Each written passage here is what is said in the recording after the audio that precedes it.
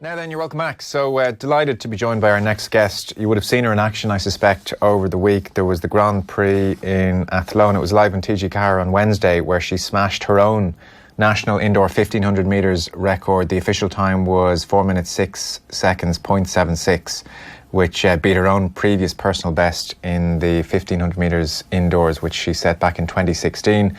And then yesterday, she won the 3000 metres at Abbottstown as part of the National Indoor Championships, and I'm delighted to say she joins us on the line 2 weeks out from the European Indoors in what is a World Championships year as well. Doha in 2019 is on the horizon in September, but the European Indoors very much coming into sharp focus. They start on the 1st of March in Glasgow. Ciara Mageean, you're very welcome.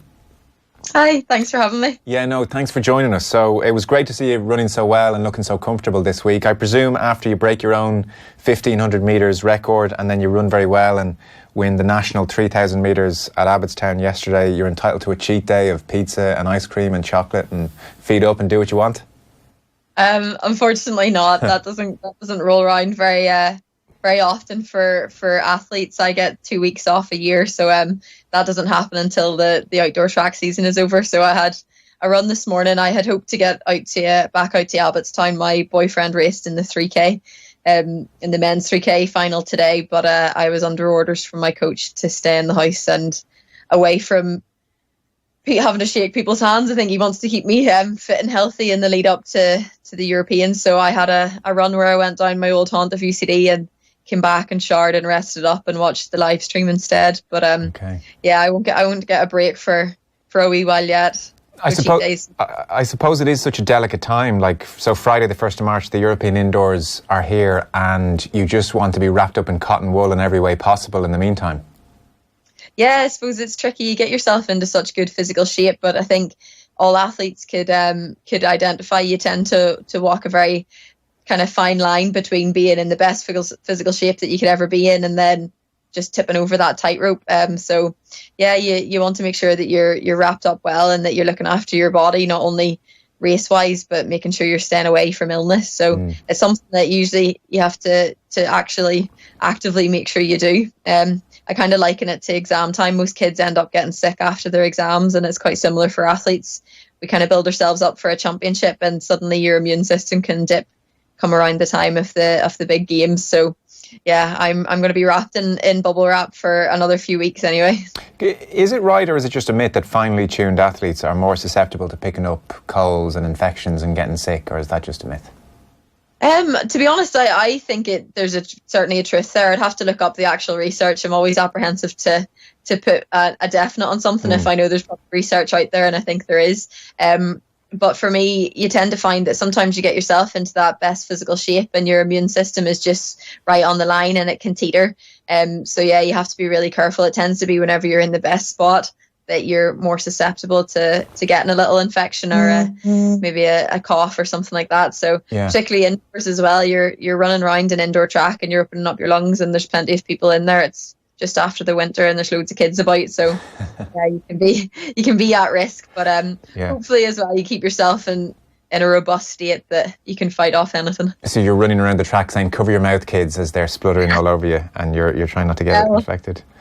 Whenever I step off the track, I often end up with a cough anyway. I kind of refer to it as the indoor black lung. Right. It's quite an impact on my chest anyway, so I try my best to stay clear of anything else, any coughs and splutters. You're clearly, it looks from the outside anyway, you're clearly running very well. I mentioned you beating your own national indoor record on TG4 in Athlone on the Wednesday. You ran yesterday. And 3 weeks ago, maybe less than 3 weeks ago, you broke your own personal best for the indoor mile in Boston as well. So certainly from the outside, it looks like things are going very well. How are you feeling? How are you running? Yeah, I'm feeling really good. I've had a fantastic indoor season so far. So the first race out was Boston and I raced the mile there. And I personally felt that I was a little bit rusty. I managed to get the national record over the mile, but I knew that there was more to come. Then I raced in Madrid and had another good race, but still had a lot to learn from it. I let a Polish athlete, Sofia Inui, get away from me, and I was kicking myself after because I felt after the race I definitely could have stuck with her. So I was learning from race to race, and then going out in Athlone and running a 1500 metre indoor PB was huge, and a new national record was it's certainly something special. And I have to say the AIT Grand Prix, they do a fantastic job of making it such an atmosphere down there. And then to come and win my I don't know how many national titles that is now, but I was looking back and I don't know if it's 11 or 10 years since my first national senior indoor title, but it's nice to keep kind of that record going on. Yeah, no doubt. And so I presume you're training well, and kind of periods of good form like this don't just come out of the blue. You've obviously been able to get a good block of training under your belt, or have you been surprised at how well it's gone? No, I'm not surprised at all. I had a really good cross-country season, so I ran well over the national cross. I was disappointed with the European cross. It just had a bad race there, and the course maybe didn't suit me, but I'm not one who looks for excuses. I just walked away from there knowing that I was in much better shape than that, and was very disappointed with the performance. But it gave me confidence. I knew that I had a good winter block behind me. I've hit some of the highest mileage that I've ever ran over this winter block. So that gives you an awful lot of confidence. So I knew I had a good base of endurance. Yeah. And whenever you step out on the indoor track, it's always a little tricky to know exactly where you're at if you're going to have kind of the speed in the legs. The indoors, even though you know you have some strength. So it was nice to be able to put 3 good races back to back and then go and win the 3K at nationals. So I'm definitely going from confidence to confidence each race. And I feel like I'm learning each race. And yeah, the indoor season's that short that it can be tough, but I've had a really positive one so far, and I'm looking forward to getting back out. And do you enjoy indoor running? I do, yeah. It's definitely, people might find it surprising that running a 1500 meters indoors is very different to running one outdoors, but whenever you only have a 200 meter lap, it seems like you're flying around. It definitely does. So seeing seven and a half laps pop up as an athlete, you're kind of like, oh goodness, that seems like loads. Whenever I usually have 3 3/4. But yeah, it's a different type of ball game. You have to make sure that you're measured in where you make your moves. It's quite hard with so many bends. You don't want to be overtaking somebody on a bend, because that means that it's a bit further and you're maybe kind of testing yourself a little. But it's quite fun. It makes you have to tactically be an awful lot more astute than maybe on the outdoor track. So it keeps you on your toes. It was definitely at the start of the year anyway. Yeah. And so when you're, I mean, maybe it's different with indoor and outdoor for the reasons you've just outlined, but to what extent when you're out there running, are you running your own race? Are you pacing yourself? And to what extent are you reacting to the way a given race is going tactically? I'd say as you go up in distance, then that changes. Like whenever you're racing an event where you have your own lane, it's 100% your own race, and you probably just respond to those left and right of you. But in the 1500 meters, it's definitely a very tactical approach to racing. So for me, whenever I get out there at the Europeans, I'm going to have to take a wee look at who's in my heats and calculate how I'm going to race it. Obviously, you race to your own benefits as well. And if somebody went out at a blistering pace that I knew that I couldn't maintain, then you have to be smart. You don't want to end up running your whole race in the first half. But I feel confident with my pace and with my endurance. And yeah, you just have to make sure you've got yourself in the right position. The races that I've raced so far this year have been, especially the one in Boston, quite tactical race. It was quite messy at the start. So it's tough, and you have to hold your own. So yeah, it's extremely tactical, to be honest. Yeah. You could have a plan in your head and somebody else has a completely different plan in theirs, and you're not going to just run a race regardless if those around you are out there to try to come across that line first. So yeah, no doubt. And I wonder how big a factor it plays, the tactics, because you talk about other sports. We've just been talking about football and hurling here on the show over the last couple of hours, and tactical acumen is massively important in those sports, and a team can out-tactic the other. Can it follow in your sport that a lesser talented runner can beat more talented runners through tactics, through just being much better tactically? Does that tend to happen, or generally do you find, well, the best runner, the best athlete will win out even in spite of dodgy tactics? No, it's definitely got athletes in the past where they've went out and they've just got it wrong. Usually whenever you toe the line, like everybody that gets to that stage at European champs, and especially whenever you get through to the final of an indoor race, there's all the girls across the line are of a certain caliber, and they're all well capable of being up there in that race. And you make one silly move, you can pay for it, especially over 8 and 15. I feel there's a little bit less time to try to make up the gap. So there's been races before where somebody's come from the outside and won a race, and it wouldn't have been the one that you were going to put your money on. Yeah, right. So that you have to think about it. Even whenever I won my European medal in the outdoors over the 1500, people probably wouldn't have put me down as a medalist going in, but that was quite a slow race at the start, and it played into my hands because I have quite a fast finish. So these are the type of things that you have to think about. Some athletes will know that they have the fastest time on paper, and they might just try to take it gun to tape because they know they could stretch out the rest of the field. But you have to weigh up all those tactics, and it is certainly something you have to think about going in. I'll chat to my coach about if this happens and if this happens. Yeah. And that's the thing about being a racer. You have to think on your toes, and somebody makes a move, you have to calculate, will I go with that, or will I hold back? And sometimes you kick yourself after the race.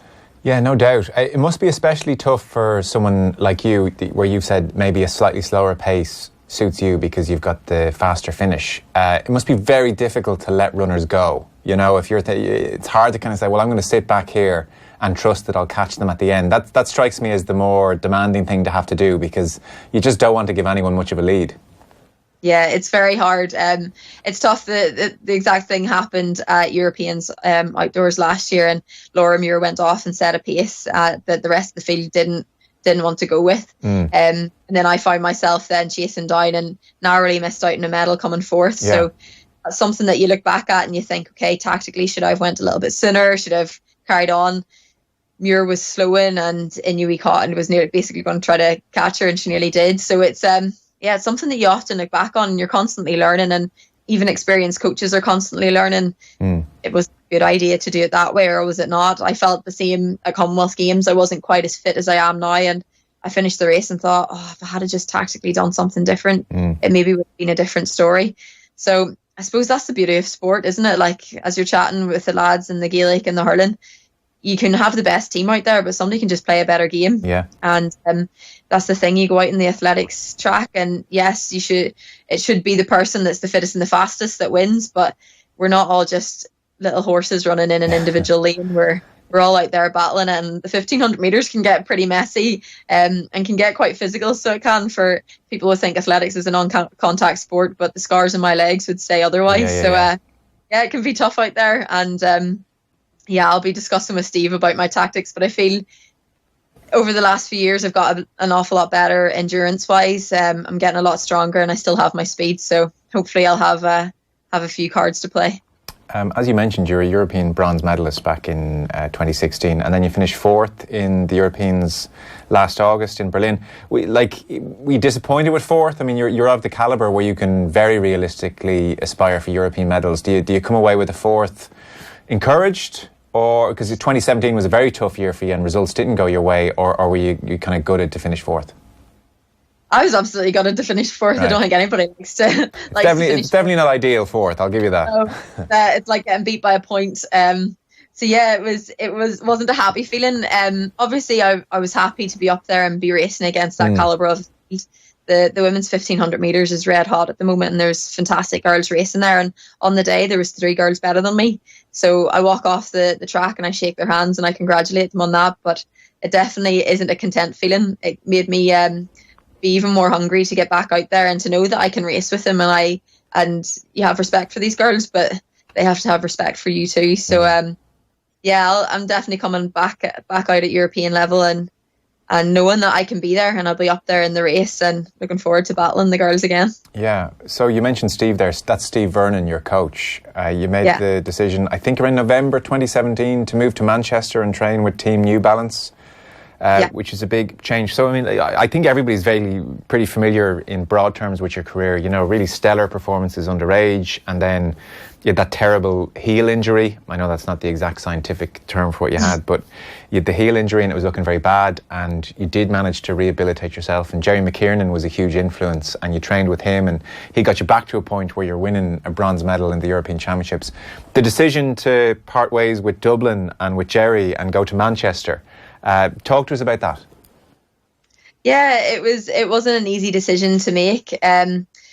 I had a few chats. I've been sponsored by New Balance for quite a while now, since I was underage, and had been approached and had chatted to one of the kind of heads over in New Balance, and he was like, we have a team in Manchester, and I think it could be really good for you. And it was something that I hadn't actually thought about. It hadn't occurred to me that I ever would have left Ireland or left Jerry, to be honest. So I came back to Dublin and chatted to Jerry about it. And the more I thought about it, a lot of the kind of stuff that they were telling me, I was like, it makes sense. I kind of felt like I was ready for a change atmosphere-wise. I'd been studying in UCD for more years than I should have been anyway. I stretched my UCD physiotherapy degree out thanks to my running career.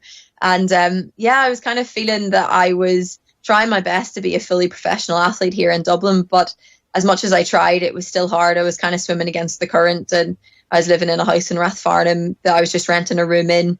And it was quite, as much as I was trying, it wasn't an easy path to be treading on my own. And this gave me the opportunity to join a professional team where I had training camps regularly with my team that was organised for me. I would go and I would meet them every single morning, and we run together, we eat together, we stretch together, we get physio together. And for some people that might seem quite strange and you're living in each other's pockets, but I moved over there and made best friends with the two girls in the house and the lads as well. And it's made such a huge impact for me. But it was a tough thing to come back to Dublin and chat to Jerry about.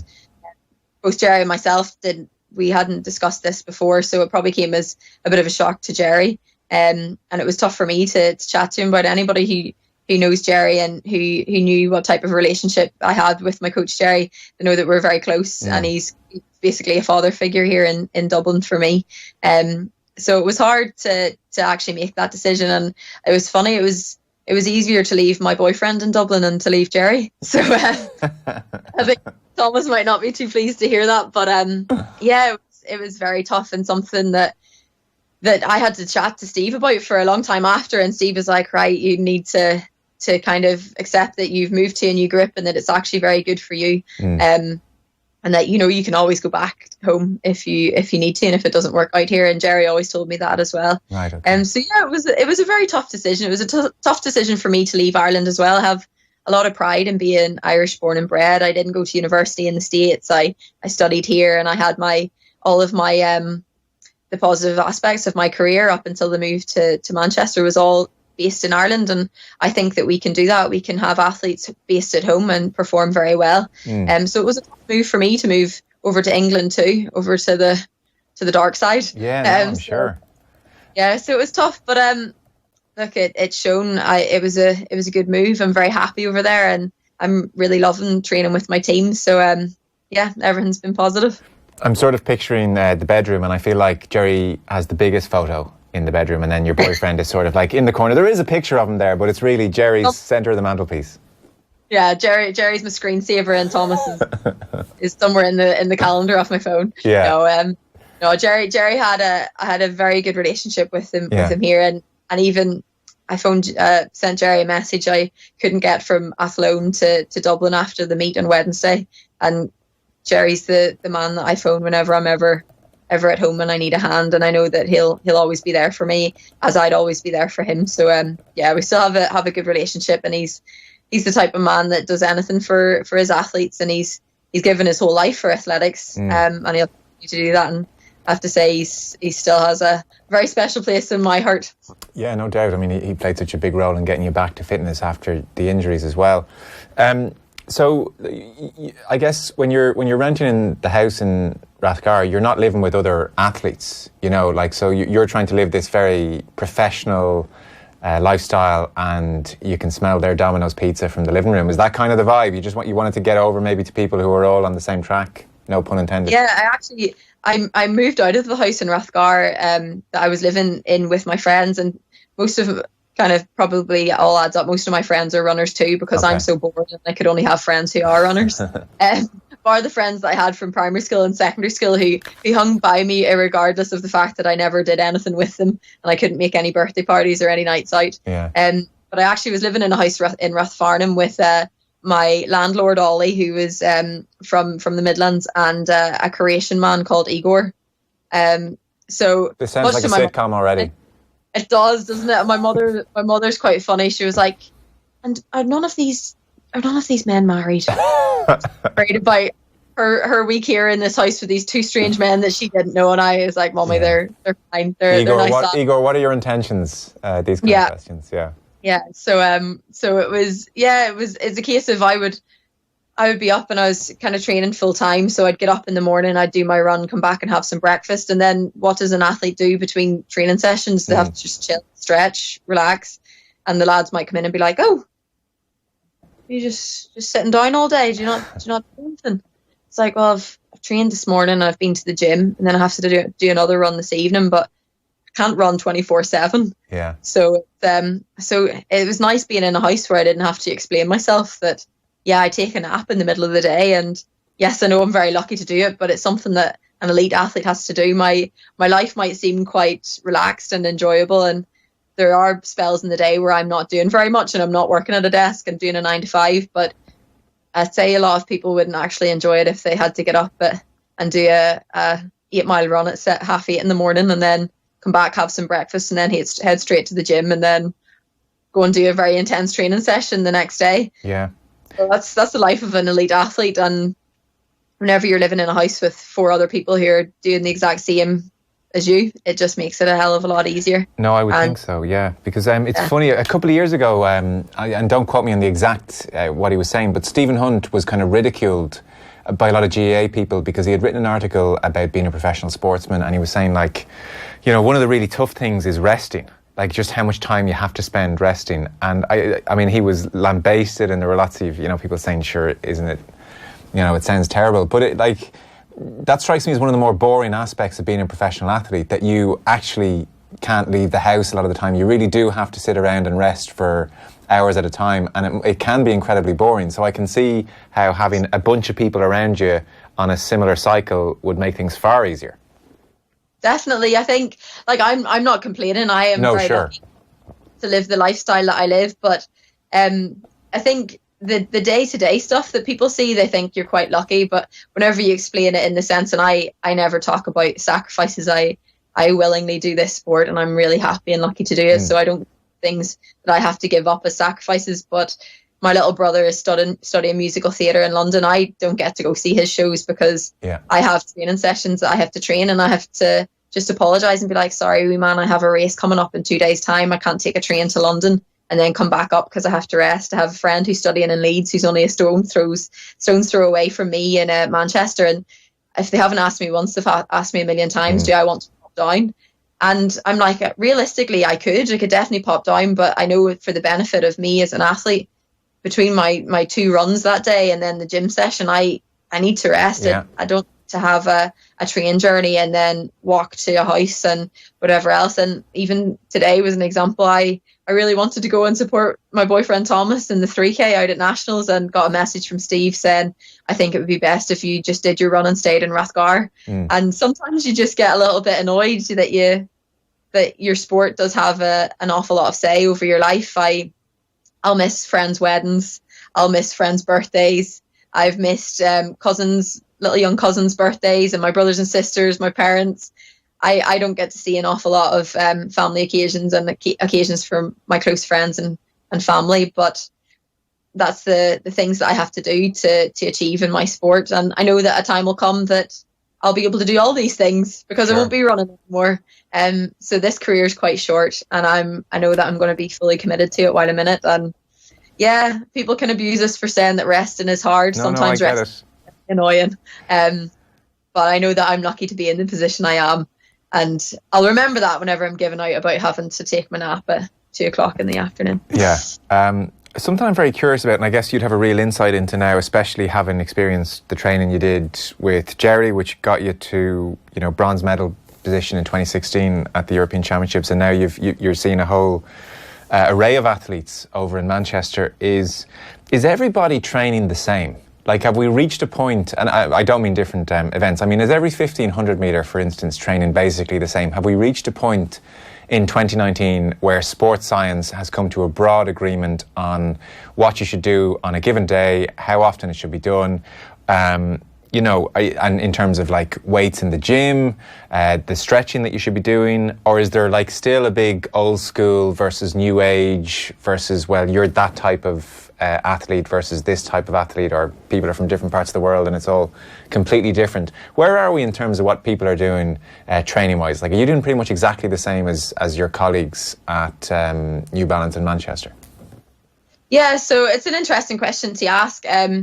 Like, people would think that I'm doing an awful lot of stuff very different with Steve than I did with Jerry. Everybody would view Jerry as quite an old school coach. But I've said to people before, there's only so many ways to skin a rabbit. A lot of us are training very similar. All of the principles are there, and they're very similar, and coaches follow the same basic principles with training and progression.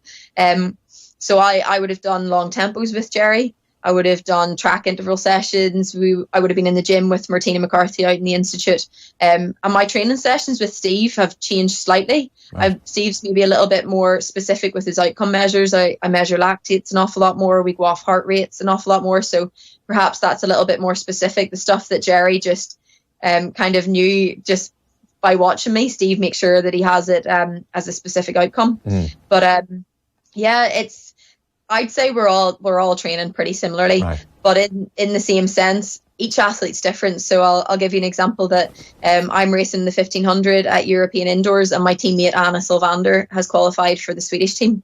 Now, me and Anna train together day in, day out, but with some training sessions we'll do something slightly different because Anna's a bit of a different athlete than me, and she responds to faster stuff and can't at the moment do as much longer stuff as me, even though she's getting there. So Steve has to adjust training sessions to the specific athlete, so he doesn't just have a one size fits all. Right. Every year applying the same principles, but you have to look at the athlete in front of you, because I'd say if you could take all of the girls in the 1500 meters, some of the girls might be training slightly more towards 8:15, and others might be training slightly more towards 15 5K. And that's where the differences and nuances in our sport lie. So you need to get to know your athlete and to know what they respond to. Some athletes respond very well to a lot of mileage.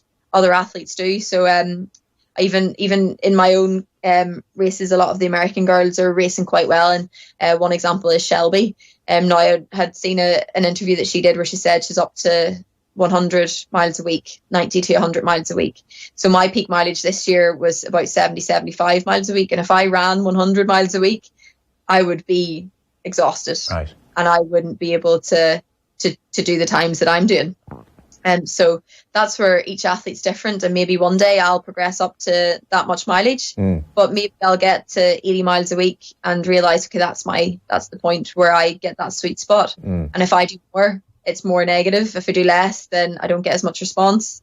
So yeah, I think sports science has reached a point where we're all on the same page, but you still have to interpret that and apply it to the athlete in front of you, because unfortunately we're not all the same and we're not all robots. Yeah, no doubt. And it will change as you age, or, you know, it'll probably be an evolving thing. So you felt Jerry almost had it in innate, just the wisdom and the experience of years to come, almost have a sixth sense. He would be able to just tell by maybe how you were running or how you were feeling what you should be doing on a given week. That was kind of how he used to map it out.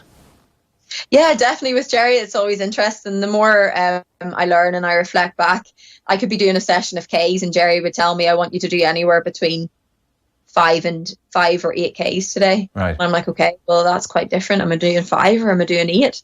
And I could go out and we could get to number 6 and Jerry's like, right, that's enough. Okay. And I'm like, oh, and in my head, that was quite difficult for me, because I think, have I not finished the session? Yeah. Because you said maybe 8, so therefore I'm aiming for more. And Jerry's like, no, I've seen enough today. That's it. So it was quite interesting, and Jerry could just see, he would judge that way. Sometimes that's hard for an athlete, because then whenever you're looking for an outcome, it's difficult. You don't have it written down on paper and you don't know for sure. But Jerry definitely has this innate ability to look at his athletes and know they're in good shape. They're hitting the right times there, they're not hitting the right times, or sometimes you're just feeling a bit off, and a coach has to be able to look at their athlete too and look at their face and look at their form and say, okay, something's a bit off right now, and maybe they're a little under the weather, or maybe they've just been traveling a lot and they're slightly tired and you need to adjust something there. Yeah, I always find that fascinating. Yeah, Jerry wouldn't have had lactate analysis out there or heart monitors. But he'd always read his athletes very well, and Steve can do that as well. He'll look at me and be like, okay, you're in flying form, this is good. Yeah. But he likes to have the scientific outcome measure as well. And it's quite nice to have seen a coach who coaches from both sides. If you've just tuned in, we're talking to Ciara Mageean here. I guess we're coming to the end, so get the full podcast or watch it back on YouTube. The European Indoors are on in Glasgow in 2 weeks' time. The whole area around trying to peak and prepare for these big championships, the European Indoors this year in the next 2 weeks, and then you've got the World Championships in September, and on it goes every year. You've turned up at big events and performed really well, you know, and you're one of the very few Irish athletes to have a European medal. And equally, you've gone into championships where, on the outside, we thought, well, Ciara Mageean could really do something, and it just has not gone well at all, and you've massively underperformed by your own standards. Is there any pattern to why that is? Have you figured out why that happens on a given year? Or, you know, is there something in the preparation in the weeks beforehand where you kind of have a sixth sense and you know, oh, I'm not feeling so good, or I am feeling good? Is there any correlation between stuff that goes on in the few weeks beforehand and what actually happens, or can you just be blindsided completely by how you go? Well, for me, I've definitely had some absolutely fantastic championships and fantastic seasons. And then equally, I'll be the first to admit there's been championships that I've went out and I've been disappointed in them, and my previous 2 indoor seasons have been just that. It's quite hard. Anybody who's competed in sport and anybody who's an athlete knows that you can't just constantly be up on this upward tangent. Unfortunately, life doesn't do that. So the times whenever I've went out and the championship hasn't gone well, on reflection, there's been stuff in the preparation for that hasn't been completely where I would want it to be. Maybe. Well, can I interrupt you there? So I remember in Belgrade in 2017, and that was a tough year for you. So we're talking about the last European Indoors as you head to Glasgow for the next one in 2017 in Belgrade. Like, you were so upset afterwards, and in your interview you said, I'm so frustrated right now, I'm so frustrated in my head, I don't even know what's up. You know, like, there was almost this sense of confusion. In hindsight now, do you know what was going on, or was that still a bit of a mystery? Yeah, I do. That was a very tricky year. 2017 was a really tough year for me. And whenever I kind of got to the crux of it, I was chatting to Jerry a lot. I was like, I don't know, I'm training well, but I'm also quite tired. And for me, I had a bit of trouble with my energy balance as an athlete. So it's something that I worked on really hard with the nutritionist out, Ciara Mageean in the Institute, and chatted to her a lot, and chatted to a lot of the support staff in the Institute, and very closely to Jerry as well, trying to just get to the bottom of it. And it's something that I'm happy to discuss because it happens probably to a lot more athletes than we realise. But I was just struggling to have the correct energy in and energy out. I would get in from an evening's training session and would find it really difficult to eat all my dinner. And that's something that I was like, okay, this happens whenever you're training hard, your appetite is suppressed, but that's not okay. But if you have one meal where you're like, oh, I haven't been able to eat all that, but I'll make sure I've made up the calorie count with my lunch earlier that day, or another snack before I go to bed. But if that's regularly happening week in, week out, and suddenly your normal level of energy intake isn't quite where it should be, then you're just constantly that little bit run down, and it's hard to have the robustness that you need as an athlete if you're just that little bit below the level that you should be. So you're, instead of your seesaw being there, your seesaw is just slightly tipped. Yeah. And sometimes you'll have amazing performances. You can go out and you can bang out an amazing race and people will be like, wow, she's back. But to have the endurance and the robustness to carry that on for a whole season is just not there. Right. So that was something that I had to work very, very hard on. And then that obviously has its effect on you mentally as an athlete as well, to step off the track at a major championship and to have to go and talk to the media and say, I've never done that before. And it's hard to know whenever you step off why that happened. What was that moment? I also had been carrying an ankle injury, things like that, niggling you. But whenever, it's interesting, whenever people are saying, wow, you're in some form, like, do you think you could go faster? You looked amazing there. When you're running good, the races seem easy. You step off the track and you're like, God, I feel fantastic. But whenever it's tough, the races are 10 times harder. And obviously that seems like, okay, that's normal. But whenever you have to battle and struggle for every single race, you think, oh my goodness, am I ever going to feel good again? And then suddenly you can get seasons where I'm having a great indoor season so far, and I'm like, yeah, I'm feeling really good race on race. And I know as an athlete that you have to bank those emotions, and you say, okay, remember these days, remember the emotions I had going into it and the thoughts that I had going into it, write them down. I write a lot of stuff down now just so that I can reflect as well myself. Yeah. And yeah, like it's hard to foresee how a season's going to go. But for me, trying to have consistency, that's key. So hopefully I'll be an awful lot more steady, and my bad days will not be drastically bad. But my bad days are just those average days, and that means that the good days will be spectacular. And that's what I aim to have now as an athlete, just less ups and downs and more either steadies or ups. But I had a tough year in 2017, and every athlete will go through that. So anybody out there who's struggling, stick with it. It happens to us all. No doubt. And the margins are probably never as big as they feel at the time. You know, that's the other point. So, like, do you find it easy enough relatively to get the calories on board now?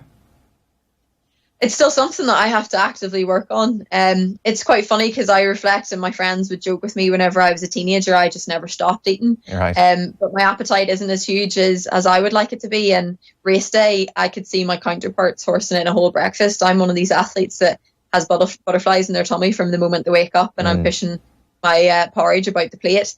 So it's something that I've actively had to work on, and I make sure that post race I have an energy gel to hand, that I get immediate energy in for that glycemic window. I make sure that I have a sandwich prepared, or some pasta, or something that I've nabbed from the hotel in my bag that I make sure I get it in. We have, luckily, the team's sponsored by a sports brand, OTE.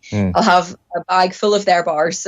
So it's something that I have to think about, and I have to prepare. And even in my race day prep, I write down a list of the food that I'm going to make sure I eat after the race. Right. So sometimes you have to be meticulous, and I know that it's not something that I do easily. It doesn't just come to me. I'm not hungry straight after a race. It's something I have to force into me. But I know it's for my best interest. I find getting out and training easy. Most people would find it strange that I find the eating hard. Yeah. But at the top, you need a lot of calories, and it's... Yeah, no doubt. There's a bunch of people listening now and what they're hearing is Ciara Mageean finds it easy to get out and go for long runs and finds it hard to eat, and all of us are cursing you silently. I hope you know that. That seems quite strange. Don't worry, I don't find it easy to go out for long runs. Okay. Any of my teammates will tell you that my Sunday long run is probably my least favourite part of the week. Okay. I kind of like going out and doing a track session, but sometimes I find it difficult to get that good food. Believe me, if you were eating sweets all day, then that would be easy. But some foods go down a hell of a lot easier. But that energy balance is key. And I just one final point. You mentioned, the team has sponsorship, and obviously New Balance are behind it. Are you how are you funded? So are you getting I presume you're getting a grant from Sport Ireland, which keeps you going, and then a little bit from New Balance, or they put on the training for you, or is it a kind of very frugal, tough existence? Yeah, I suppose it's something that people find interesting for elite athletes, and it's something that I've discussed with I've had a chat with Hannah England, who's a good English athlete, British athlete. She was chatting about creating a little leaflet for up and coming athletes so that they can kind of get a grasp of what life is like as an elite athlete, how you live.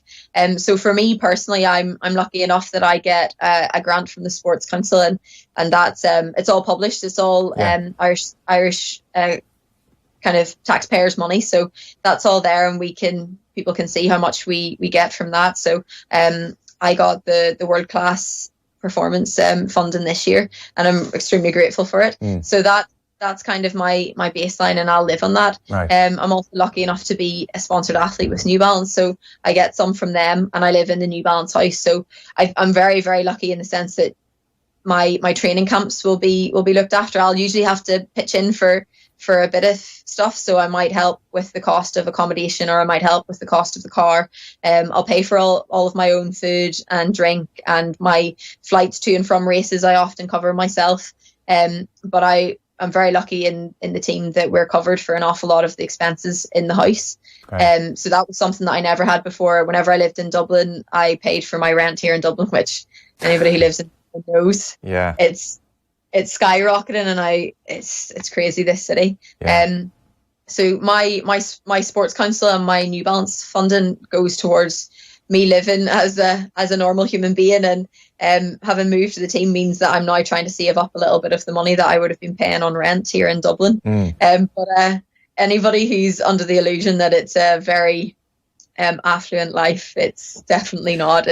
I'm not counting the pennies, and I'm lucky to be one of the athletes that's not. But I know for most of my counterparts, it's pretty hard, and it is pretty frugal. Yeah.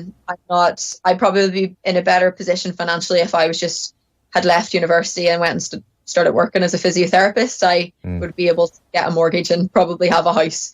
But I know that I won't be able to do that just yet. Further down the line, hopefully, one day I will.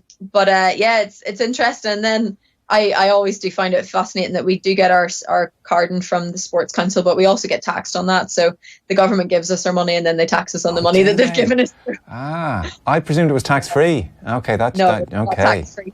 Right. So I kind of laugh because they publish our funding, and my mummy's like, "Oh my goodness, nothing's private nowadays. They know exactly how much money you get, Ciara." Yeah. And I was like, mummy, but it's the same with any government type job. Money goes up there. I was like, but people probably don't realise that we also have to pay taxes on that. So that cuts down that money by a good chunk. Sure does. I just presumed, well, they're not going to publish that figure and then tax them afterwards. But they do. There you go. It's a bit unfortunate. I have to remember whenever the tax year comes round that I've put some money away and I haven't spent it all. Yeah, no doubt.